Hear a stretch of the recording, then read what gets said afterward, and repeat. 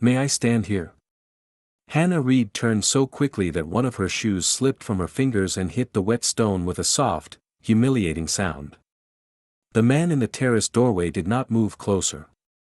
He stood beneath the hotel's amber exterior light, one hand around two paper cups, the other resting loosely at his side. Behind him, through the glass doors, the charity reception still glowed with expensive smiles and slow jazz. Beyond the railing, the city looked blurred at the edges by rain. Hannah looked down at her bare feet. "I'm sorry," she said automatically. "I was just leaving." The man's expression changed, not much, but enough that she noticed. "Why are you apologizing?" The question landed harder than it had any right to. Rain ticked against the glass railing. Somewhere below, a car horn broke apart in the wet streets. Hannah tightened her fingers around her heels and tried to summon the useful version of herself, composed, pleasant, easy to excuse. The version who could laugh at the right moment and say, "It's fine, really," when it was not fine at all. But her throat closed before she could manage it. The man waited. He did not fill the silence with concern. He did not ask whether she was all right in the cheerful, useless way strangers often did when they hoped the answer would be yes. He simply stood there, giving her enough space to leave and enough quiet to stay. His dark hair was damp around the temples. His suit was too well cut for the weather and too relaxed for the ballroom behind him, as though he had worn it because somebody had asked him to, not because he needed anyone in the room to be impressed. Hannah looked away from him. "It's nothing." He lifted one of the paper cups slightly. "That phrase has ruined more nights than whiskey ever did." A laugh escaped her before she could stop it. It came out thin and broken. His mouth curved, not in triumph, but in relief. "There," he said softly. That sounded more honest. She hated that her eyes burned again. The rain had already darkened the hem of her black dress. Her hair was coming loose from the knot she had spent 20 minutes arranging before the event. She could still hear Daniel's voice from inside, casually warm, casually cruel. "She's great. She's just always been a little too serious about things." He had said it to Claire. To his ex-girlfriend. About Hannah. A few minutes earlier, Daniel had been standing beside her with his hand at the small of her back, asking if she minded coming with him because he hated charity events alone. Then Claire had appeared near the champagne tower in a silver dress, all graceful shoulders and surprised eyes, and Daniel had changed shape in less than 10 seconds. Hannah had watched him remove his hand from her back. Watched him smile at Claire like there had never been anything complicated in the room. Watched him introduce Hannah as my coworker from Harbor and Quill. Not my date. Not even the friend he had asked to come. Just a coworker. Then, when Claire had asked if they were close, Daniel had laughed lightly and said, "Hannah's sweet. She just tends to read a little more into things than most people." As though she had not been standing there. As though she had not spent the last 3 months answering his late-night texts, listening to him complain about Claire, sitting beside him after work while he told her he did not know what he wanted. As though his hand had never lingered on hers in the back of a cab. As though he had not kissed her once, outside a bookstore in Brooklyn, then spent 2 days pretending it had been an accident. Hannah swallowed hard. The stranger set one cup on the railing, far enough away that she would have to choose to take it. "Warm water," he said. "Not very glamorous, but it's what I had access to without stealing from the bartender." She stared at it. "You don't have to take it." "I know. You don't know me." "No," he said. "But I know that you came outside without your coat, in the rain, carrying your shoes like you were trying not to make a sound. That usually means somebody inside has been very successful at making a woman feel like she needs to disappear." The tenderness in his voice was worse than pity would have been. Hannah looked down at the cup. Steam rose from the lid. "I always do this," she said quietly. "Stand in the rain?" "No." Her fingers tightened around the shoes. "I always think if someone is kind to me, it means something. And then I feel stupid when it doesn't." The stranger's face grew still. You're not stupid for expecting kindness to mean kindness. Hannah shook her head. You don't know that. I know enough. She lifted her eyes, and for the first time, he looked directly at her. Not over her shoulder. Not past her. Not with the bored politeness people often gave someone who was crying in public. At her. She could have told him to stop. She could have said she was fine. She could have disappeared back through the terrace doors, found Daniel, smiled at Claire, and gone home with a headache she would call exhaustion. Instead, the truth came out in the smallest voice she had ever used. Maybe nobody really likes me. For 2 seconds, he said nothing. Then he looked toward the ballroom, where the muted saxophone rose and fell behind the glass.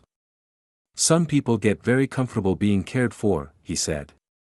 They start thinking the person caring for them is an accessory.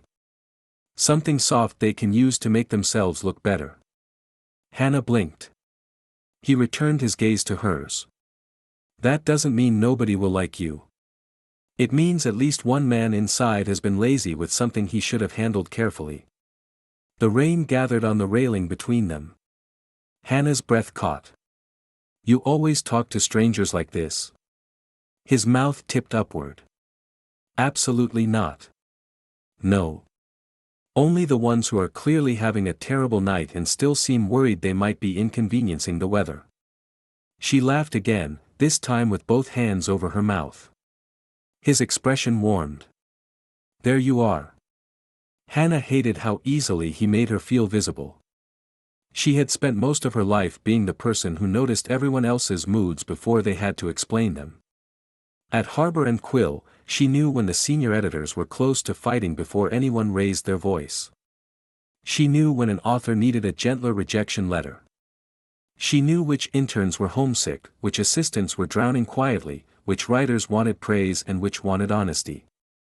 She knew how to smooth a room. No one had ever seemed particularly interested in smoothing one for her. I should go, she whispered. The stranger glanced at the terrace doors. Do you have everything? Hannah froze. Her coat was still draped over the back of a chair inside.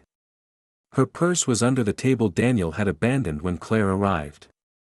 Her phone was inside it. Her subway card, her keys, her dignity, all apparently sitting beside a half-finished glass of wine. I left my bag. Do you want to go get it? She looked toward the ballroom and felt her stomach knot. No. He nodded as if that answer made perfect sense. I can get it for you, he said. You don't have to. I know. The patience in that answer nearly undid her. I don't even know your name. Julian Vale. Hannah. I know. Her face warmed. You know. You were introduced to about 6 donors near the auction table. You apologized to one of them because he stepped on your foot. I did not. You did. That's horrible. It was impressive, Julian said. You made him look like he'd done you a favor. Despite herself, Hannah smiled.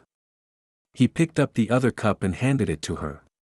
Their fingers did not touch. Stay here, he said. Drink the warm water. Try not to apologize to any more weather systems. I'll be right back. Before she could protest, he was walking toward the doors. Hannah watched him disappear into the gold-lit room. The moment the doors closed behind him, the terrace became quieter. The sound of rain thickened.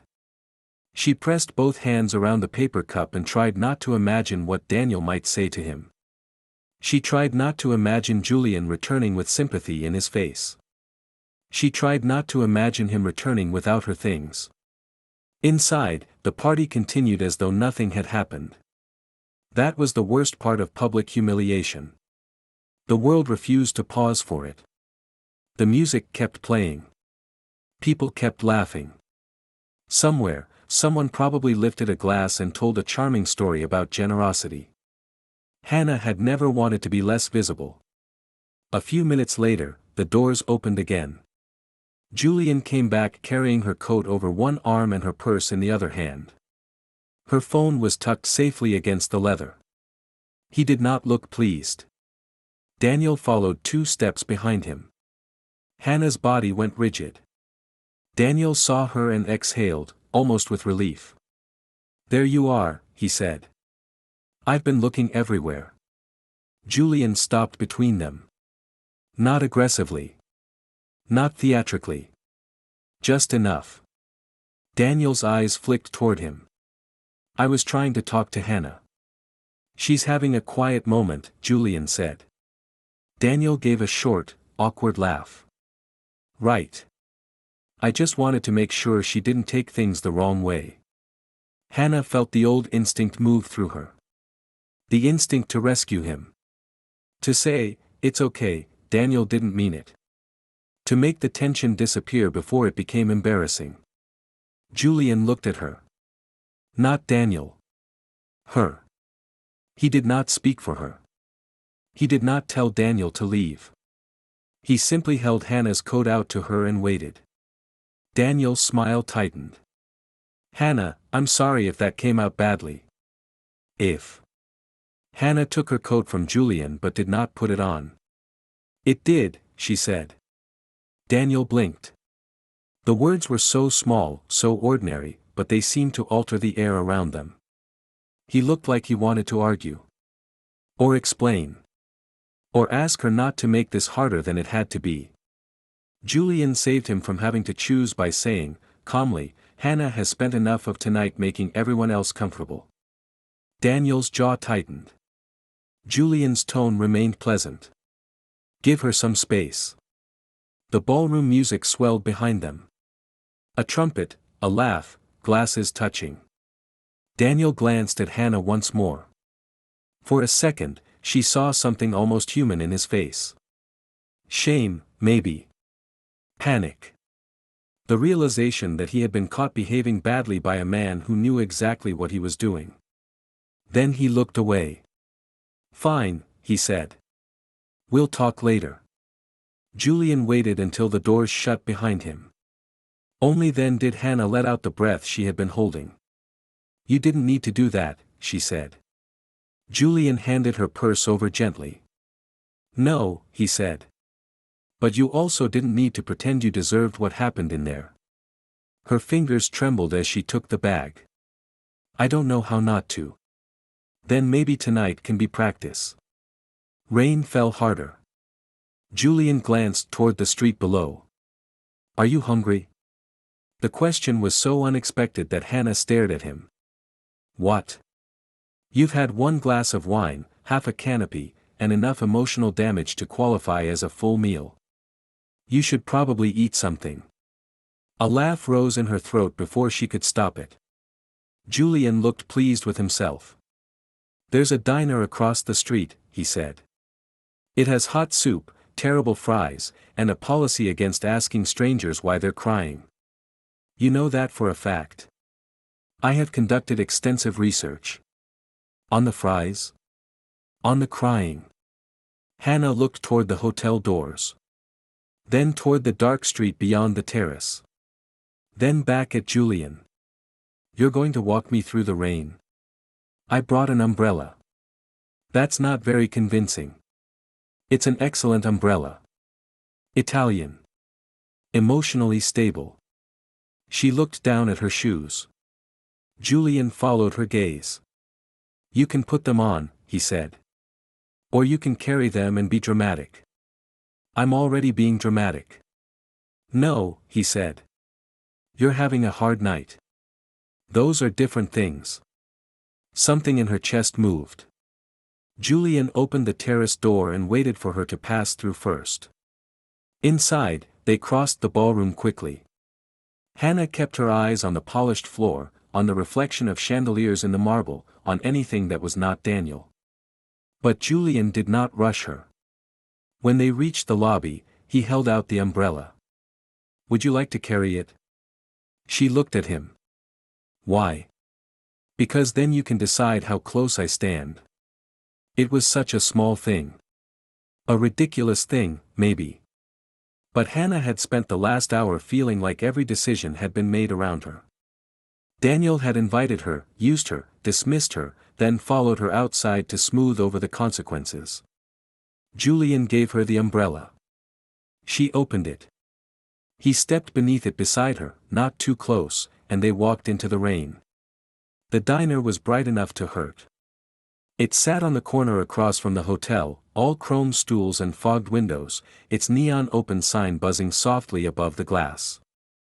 Inside, a waitress with silver hair and a pink apron guided them to a booth without looking closely at Hannah's swollen eyes.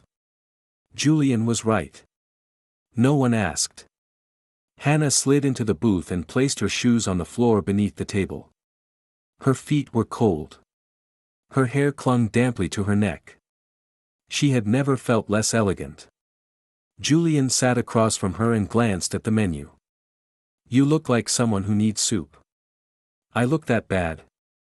"You look like someone who needs soup," he repeated. "That's not an insult. Soup is a vote of confidence." She looked at the menu, but the words blurred. Her phone buzzed on the table. Daniel. Then again. And again. Julian did not look at the screen. He simply reached for the sugar dispenser and moved it out of the way so the phone could sit farther from her hand. "You don't have to read those tonight," he said. "What if it's important?" "Is it?" Hannah looked at the name flashing on the screen. She knew what Daniel would say before she opened anything. "I'm sorry. You know I didn't mean it like that. Claire caught me off guard. You're making this bigger than it needs to be. I care about you. Can we just talk?" She pressed her lips together. "I already know what he wrote." Julian leaned back against the vinyl seat. "That's usually a sign you don't need to read it yet." The waitress came over, and Julian ordered tomato soup, fries, grilled cheese, and coffee for himself. Hannah started to protest, but he held up one hand. "You can refuse the food when it gets here. But I would strongly recommend accepting the fries. They have nothing to do with Daniel." The waitress smiled faintly and left. Hannah picked up her phone. "I should probably answer him." "Why?" "Because we work together."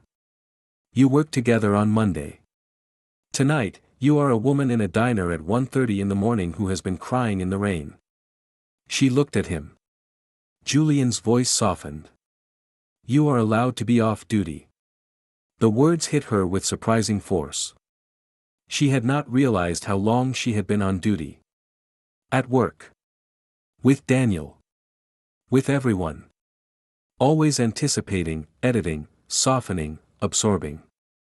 "I hate that I'm this upset," she said. Julian's face changed. "Why?" "Because it's embarrassing. Being hurt is embarrassing. It feels embarrassing. That's different." Hannah looked out the window. Rain ran down the glass in silver lines.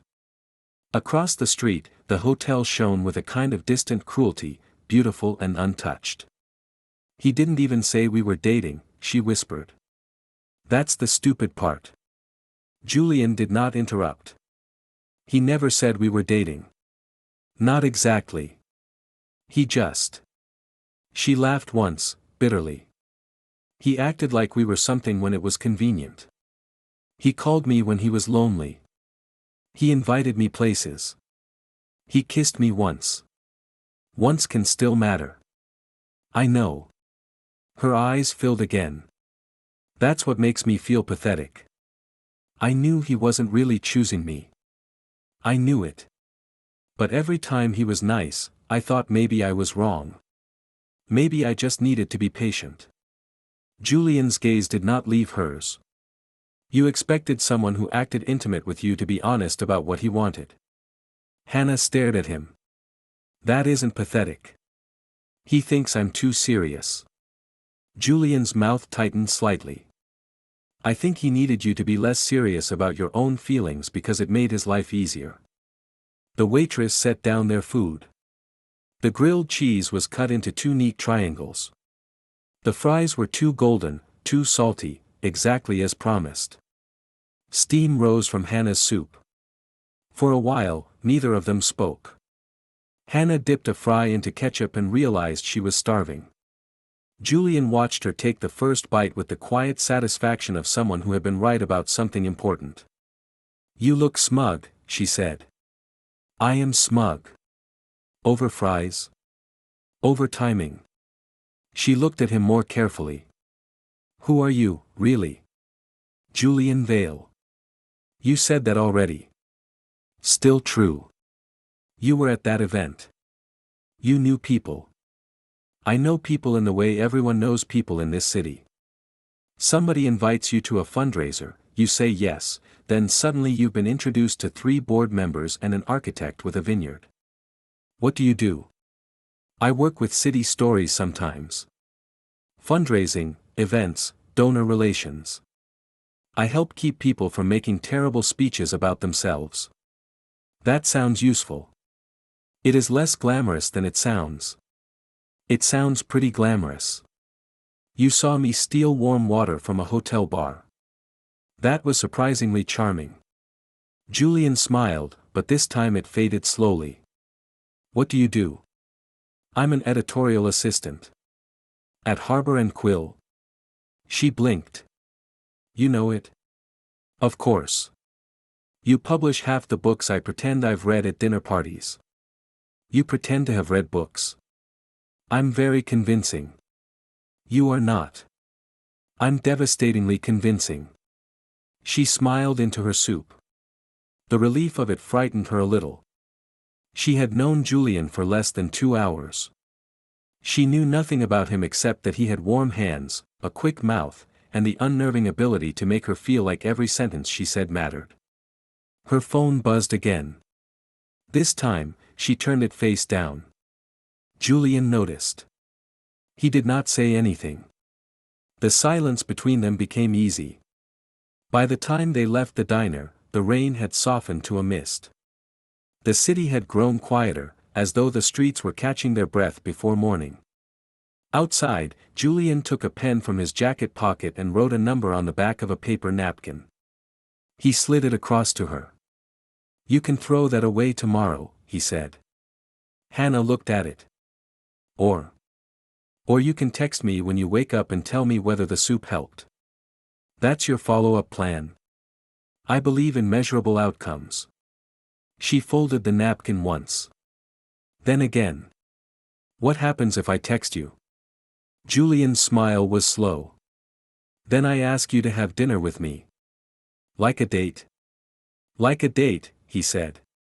"One where no one needs you to pretend anything." Hannah looked down at the napkin in her hand. The air between them seemed to change. A cab pulled up beside the curb. Julian opened the door for her, but before she got in, he said, "Hannah." She turned. "You are not too serious," he said. "You were just serious with someone who thought it was easier to be careless." Then he closed the cab door gently behind her. The next evening, Hannah stared at the napkin for 6 full minutes before texting him. "I didn't cry today. Does that count as progress?" His answer appeared almost immediately. "Only if you also ate something that wasn't soup." She looked at the message for a long time. Then she smiled. The week after the hotel reception moved forward with the cruel efficiency of ordinary life. Harbor and Quill still needed press releases for the City Stories closing event. Donor biographies still needed proofreading. Authors still needed their spelling corrected without being told they had spelled their own names wrong. And Daniel still worked 3 desks away from Hannah. He did not mention the rooftop at first. He acted as though the entire night had dissolved in the rain. On Monday morning, he placed a stack of event cards on her desk. "Can you look over these before lunch?" he asked. Hannah took them automatically. Then he added, "And maybe check whether Claire RSVP'd for Friday. She might be on the sponsor list somewhere."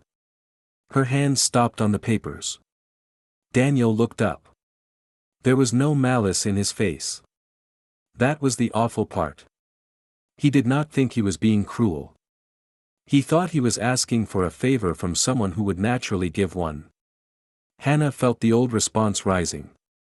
Sure. No problem. I'll handle it. Then Julian's voice came back to her from the diner. You are allowed to be off duty.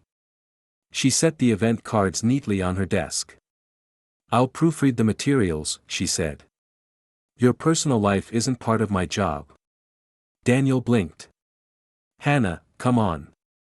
I mean it. He leaned against the edge of her desk. I'm not asking you to do anything weird. I know. Then why are you making it sound like I did something terrible? The familiar pressure closed around her chest. He wanted reassurance. He wanted her to make him feel like a decent person. Hannah looked at him. You don't need me to make it sound better than it was. His face changed. Not angry, exactly. Wounded. Okay, he said. I get it. But she could tell he did not. That evening, she left the office late with a folder under one arm and exhaustion sitting behind her eyes. Outside Harbor and Quill, the street glimmered under a recent rain. Yellow cabs hissed through puddles. The windows of the Thai restaurant next door glowed warmly, fogged from the heat inside. Julian was standing beneath the awning with a paper bag in his hand. He wore a dark coat, no umbrella, and the look of a man who had been waiting without wanting to make it obvious. Hannah stopped. He saw her and lifted the bag slightly. I brought noodles, he said. The kind that improve about 20% if you eat them while complaining about your day. She smiled before she could stop herself. Are you stalking me? Not unless you consider standing in public under an awning to be stalking. You knew where I worked. You told me. I did not. You said Harbor and Quill and then insulted my reading habits. I connected the dots. Hannah looked at the bag. You came all the way here with Thai food? I was in the neighborhood. You live in Brooklyn. I was in a very emotionally specific part of the neighborhood. She laughed. Julian's expression softened. Do you need to celebrate, he asked, or do you need to eat quietly and pretend people don't exist for an hour? The question made her stop. Not what happened. Not are you okay? Not tell me everything. A choice. She looked down at the wet sidewalk. I said no to Daniel. Julian nodded once. Was it hard? Yes.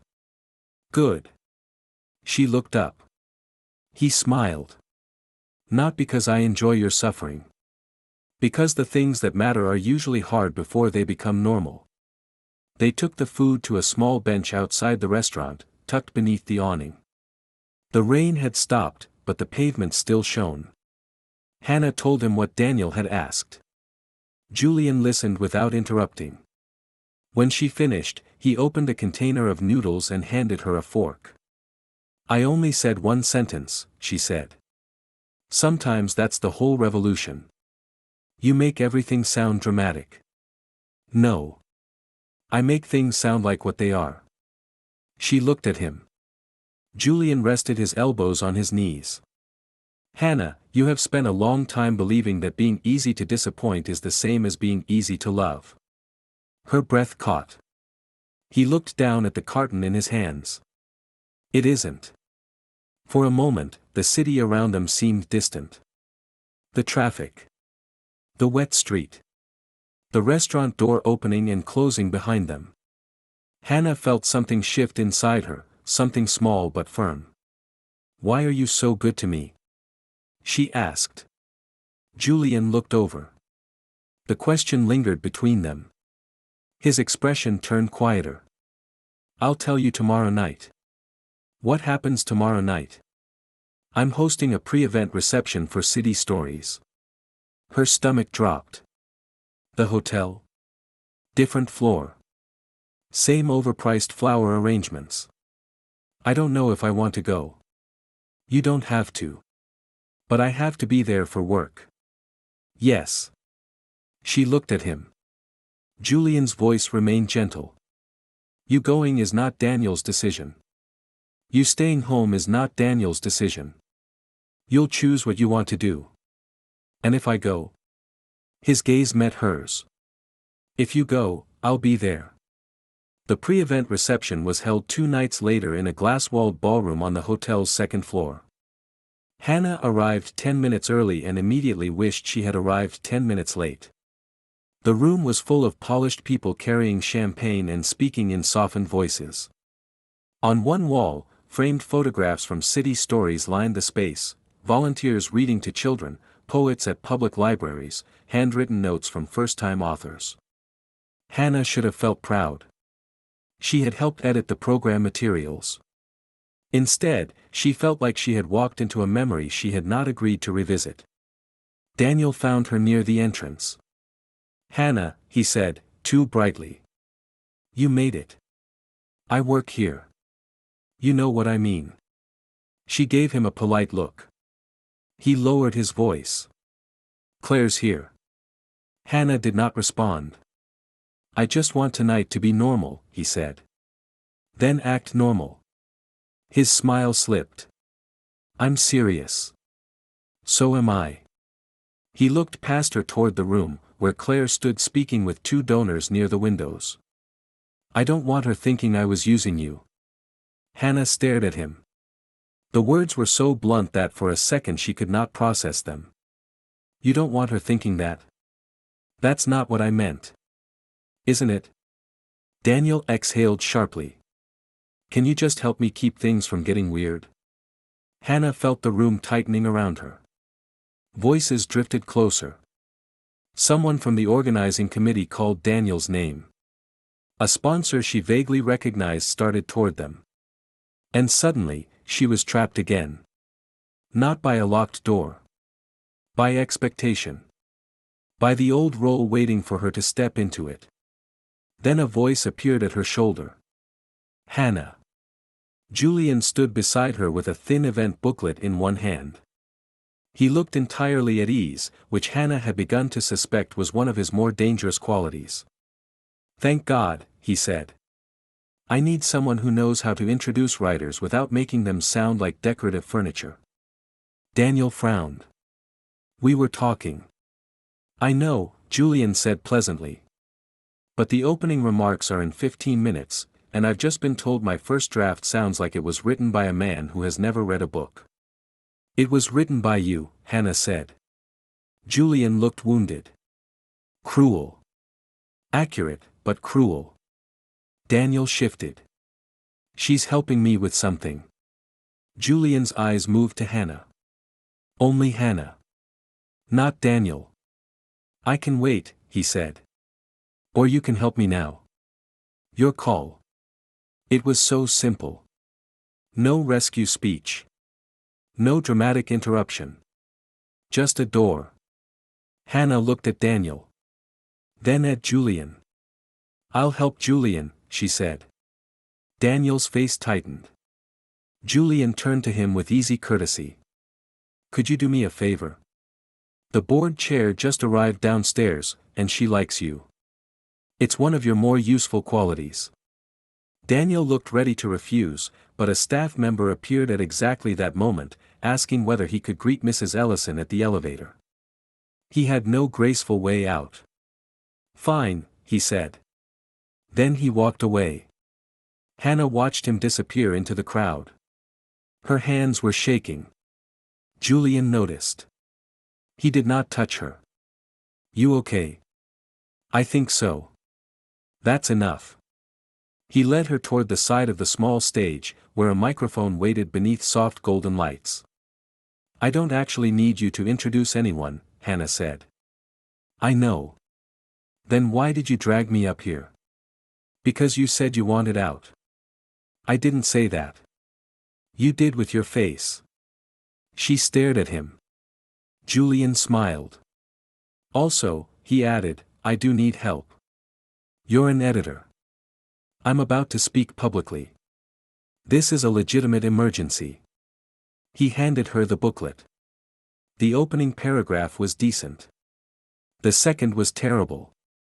Hannah made a noise before she could stop herself. Julian glanced down. That bad? You described a poet as a vital voice in a landscape of ever-evolving textual conversation. I was under pressure. You were possessed. Can you fix it? She took the booklet. The words came easily once she started. She crossed out half the sentence and replaced it with something simpler. This year, city stories gave people space to tell the truth about their lives, and reminded the rest of us to listen. Julian read it. His expression changed. That's better. I know. Now you're smug. I'm an editor. It's legal. A few minutes later, he stepped to the microphone. The room quieted. Hannah stayed at the edge of the stage, half hidden by the curtain. Julian thanked the donors, the volunteers, the staff. He spoke with warmth but no excess. He made people laugh once, then made them listen. When he reached the line Hannah had written, he paused.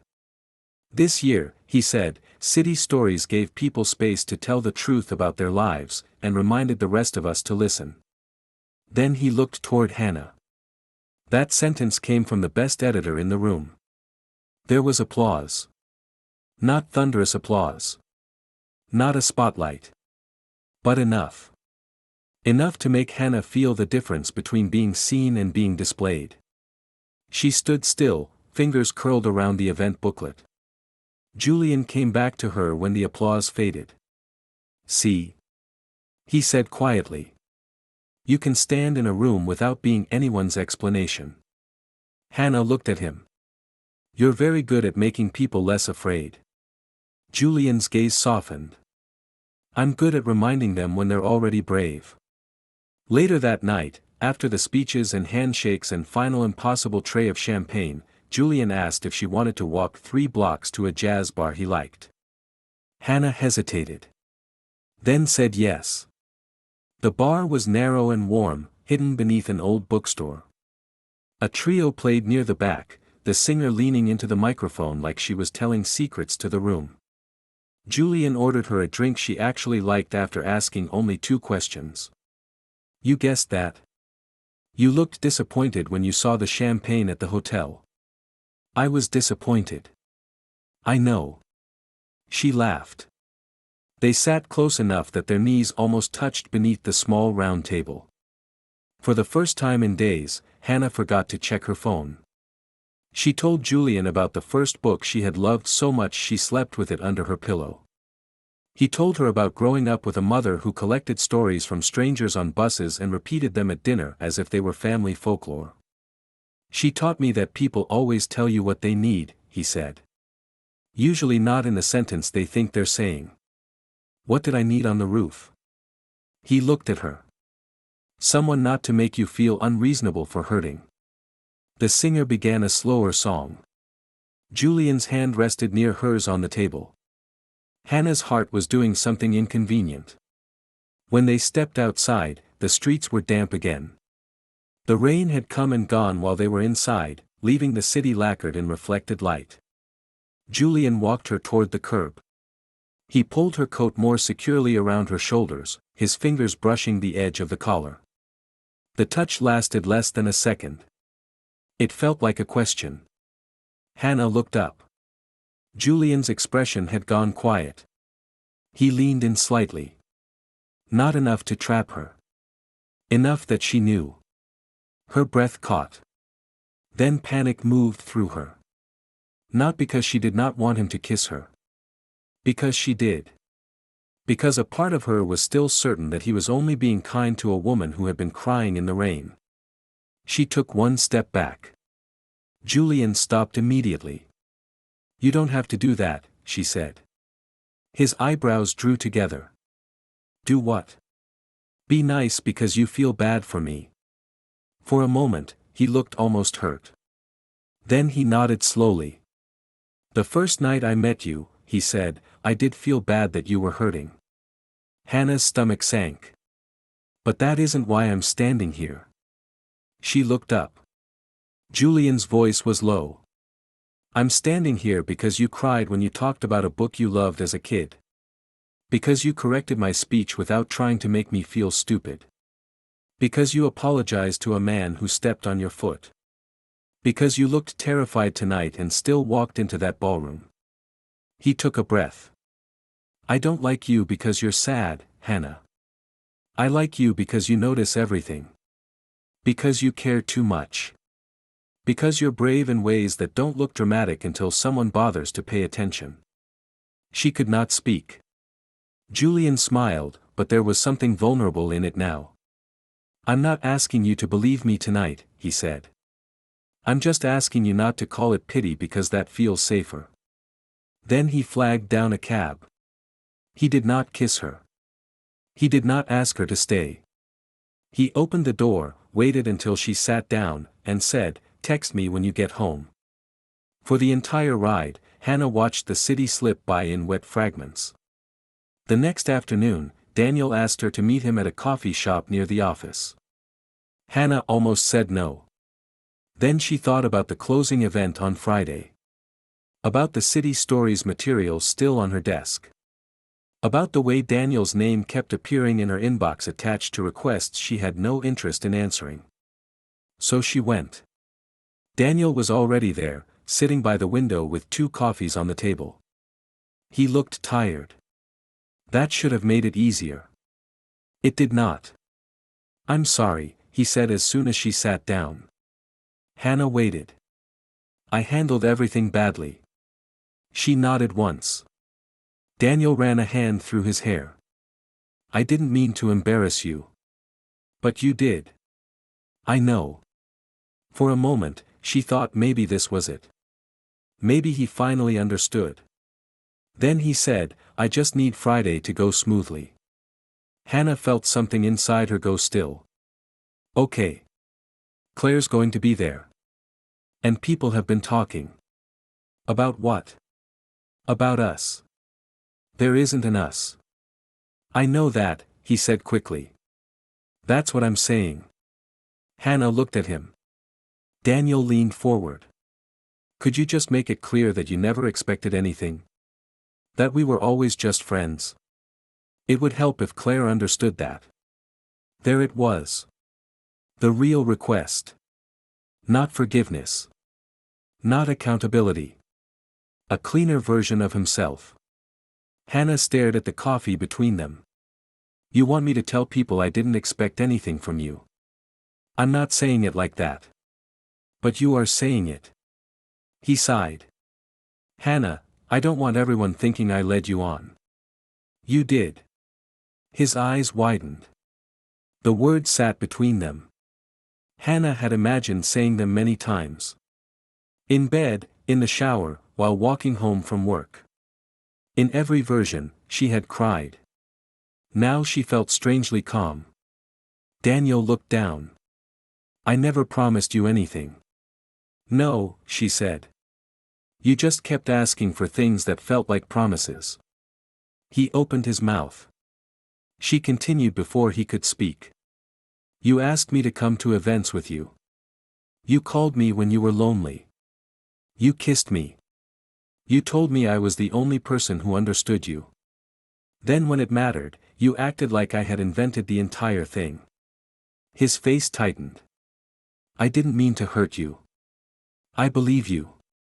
Daniel looked up, surprised. Hannah's voice remained steady. I believe you didn't mean to. I think you just cared more about not feeling guilty than about what was happening to me. He looked away. That hurt more than if he had argued. She picked up her coat. I'll do my job on Friday, she said. I'll introduce the book donation program. I'll handle the publishing side. But I'm not going to explain you to Claire. Or anyone else. Hannah, I'm done making your choices look better. Outside, the rain had returned. Not hard. Just enough to soften the sidewalks and turn every streetlight into a blurred halo.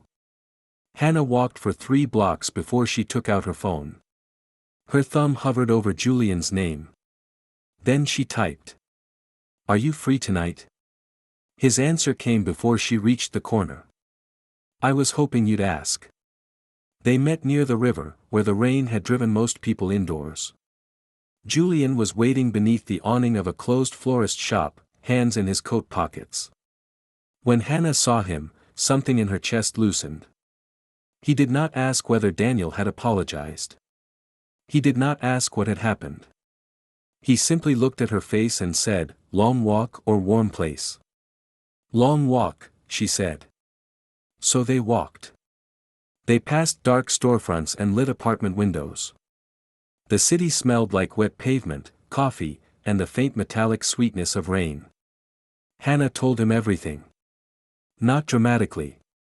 Not all at once. Just the facts. What Daniel had asked. What she had said. The way her hands had stopped shaking halfway through. Julian listened. When she finished, he nodded. "You did the hard part. I don't know if I can do it again Friday." "You don't have to be fearless twice," he said. "You just have to remember you were honest once." Hannah looked down at the sidewalk. "What if he tries to pull me into it again? Then you decide what you want to say. And if I freeze?" Julian stopped walking. The rain gathered on the shoulders of his coat. Hannah stopped too. He looked at her carefully. "You can be scared," he said. "You can be uncertain. You can hate every second of being in that room." His voice lowered. "But don't decide for me that I should leave before I've had the chance to stay." She looked up. Julian stepped closer. Not close enough to touch. Close enough that she could feel the warmth of him in the cold air. "I know you think I'm being kind because I saw you at your worst," he said. "But Hannah, I've seen you everywhere since then." She held her breath. "I saw you working late when no one was watching. I saw you fix a sentence because it mattered, even though nobody would know it was wrong if you left it alone. I saw you stand in a room full of people who made you nervous and still choose not to disappear." His eyes held hers. "I'm not interested in rescuing you." The rain moved softly around them. "I'm interested in you." Hannah's throat tightened. Julian gave her one more inch of space. "I like you," he said. "Not because you need anything from me. Not because you're hurt. I like you because you're Hannah." She had spent so long waiting for someone to choose her that she had never considered what it would feel like to be asked to choose too. Friday night, the closing event took place in the same hotel where Julian had found her barefoot in the rain. This time, Hannah arrived early. She wore a simple black dress and low heels she could actually walk in. Her hair was down. Her notes were in order. The introduction she had written for the City Stories book donation program had been revised 7 times, and every word on the page belonged to her. The ballroom looked almost the same. Crystal lights. White flowers. Champagne. Soft music. But Hannah was not the same. She stood near the stage, reviewing her notes, when Julian appeared beside her. He wore a black suit and a dark green tie. There was no performance in the way he looked at her. No surprise. No pressure. Just warmth. "You look beautiful," he said. Hannah smiled. "You look like you're about to convince a board of directors to donate a building." "I have done worse things for better causes." She looked at him. "You came." Julian's expression softened. "You invited me." The simple truth of it made her heart move. The program began. Hannah stood at the microphone and spoke about books donated to public school libraries, community writing programs, the way stories could make a city feel less lonely. Her voice shook once near the beginning. Then steadied. When she finished, there was applause. Julian stood near the back of the room, watching her with an expression that made her feel taller. Afterward, people came to speak with her. An older donor complimented the introduction. A writer thanked her for choosing a quote from one of his essays. Even Claire approached briefly, smiling with genuine warmth. "You did beautifully," she said. "Thank you." Claire's gaze flicked toward Daniel across the room, then back to Hannah. "I'm sorry about the other night." Hannah hesitated. You didn't do anything. Claire gave a small, sad smile. Maybe not. But I recognize the look on your face. Before Hannah could answer, Daniel appeared beside them. Hannah, he said. Can I talk to you? Claire's expression changed. She stepped back slightly. Daniel lowered his voice, but not enough. I just need you to tell Claire what we discussed. Hannah felt the old tension rise through her body. The ballroom blurred at the edges. The lights. The music. The weight of being watched. Daniel looked at her with the same expectation he always had. The expectation that she would make this easier. For a second, her mind went empty. Then she saw Julian across the room. He was not moving toward her. He was not rescuing her. He was simply watching. Waiting. Trusting her. Hannah inhaled. Yes, she said to Daniel. I'm your coworker. Daniel's shoulders dropped with relief. Then Hannah continued. But I'm not your explanation. His face changed. Don't do this here. I'm not doing anything to you. Hannah.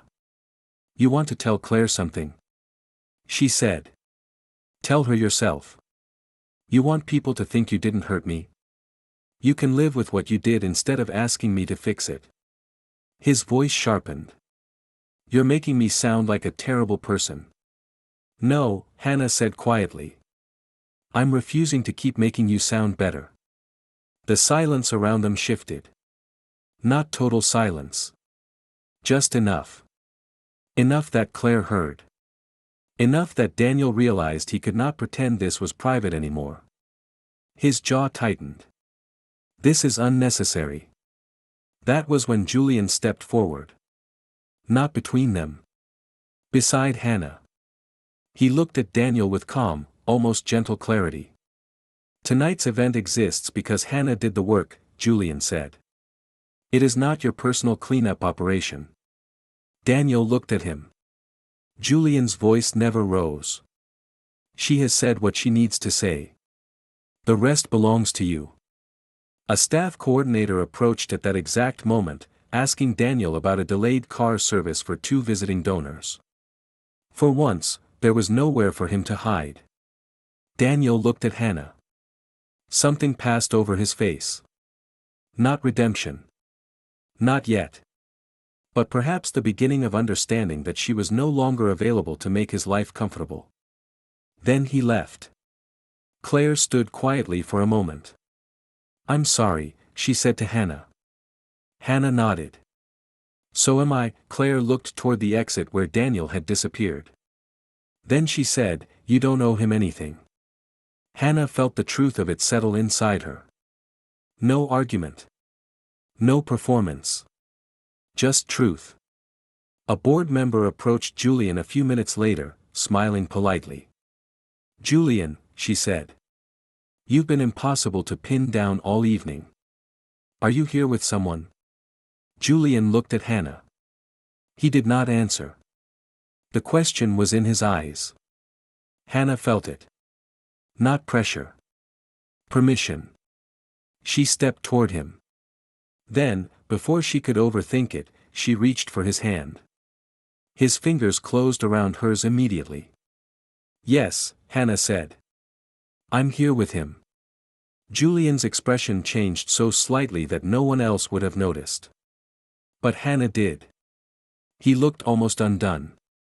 The board member smiled, said something about how lovely, and drifted away. Julian leaned closer. Are you okay? Hannah looked at their joined hands. Then at Daniel, now across the room speaking tensely into his phone. Then at Claire, who had gone to stand by the photographs on the wall. For the first time in a very long time, Hannah did not feel responsible for any of it. I think I am, she said. The event ended slowly. Guests gathered their coats. Staff folded programs. The last glasses disappeared from tables. Somewhere, the band packed away their instruments. Julian found Hannah near the elevator. Do you want to go upstairs? He asked. She looked at him. To the terrace? Yes. A smile pulled at her mouth. This time I don't have to hide. No, he said. This time you get to choose the view. The rooftop terrace was empty when they arrived. The rain had stopped. The stone floor still held a soft shine beneath the city lights, and the glass railing reflected the skyline in fractured silver. Julian carried 2 paper cups. Hannah looked at them and laughed. Warm water. Hot chocolate, he said. I've evolved. He walked to the same spot where he had first seen her standing barefoot in the rain. Then he looked at the empty space beside the railing. Is anyone standing here? Hannah folded her arms. There is. Julian sighed dramatically. Terrible luck. She stepped closer. He looked at her. My mistake, she said softly. I mean there's room. For you. Julian's expression gentled. He came to stand beside her. For a while, they looked out over the city. The streets below were still alive. Taxis moved like yellow sparks. Apartment windows glowed in tall dark buildings. Somewhere far away, a siren rose and faded. Hannah held the hot chocolate between both hands. I'm still going to do it sometimes, she said. Do what? Assume people are only being nice because they feel bad for me.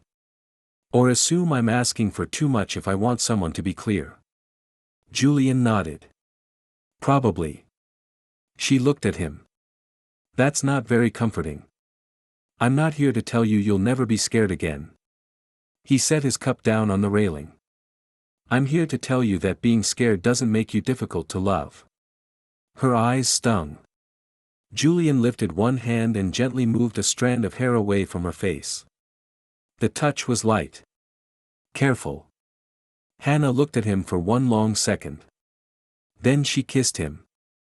She did not wait for him to close the distance. She did not wait for proof. She did not apologize. Her hand found the front of his jacket. His hand settled at her waist, warm and certain. The kiss was slow at first, then deeper when she leaned into him. Not because she needed saving. Because she wanted him. When they finally pulled apart, Julian rested his forehead against hers. Tomorrow night, he said quietly. A real dinner. Hannah smiled. No pretending. No pretending. No sudden introductions as coworkers. Absolutely not. No emotional labor for strangers. I will personally ban it from the menu. She laughed. Julian's thumb brushed once against her side. Just you and me, he said. Hannah looked at him. Then at the terrace doors, glowing warmly behind them. The first time she had come up here, she had thought leaving the ballroom was the only way to survive it. Now she took Julian's hand and walked back toward the light. This time, she did not carry her shoes. This time, she did not need to run. And when the elevator doors opened, Julian stepped aside for her first. Hannah entered. Then she reached back for him. Julian took her hand. Together, they went down.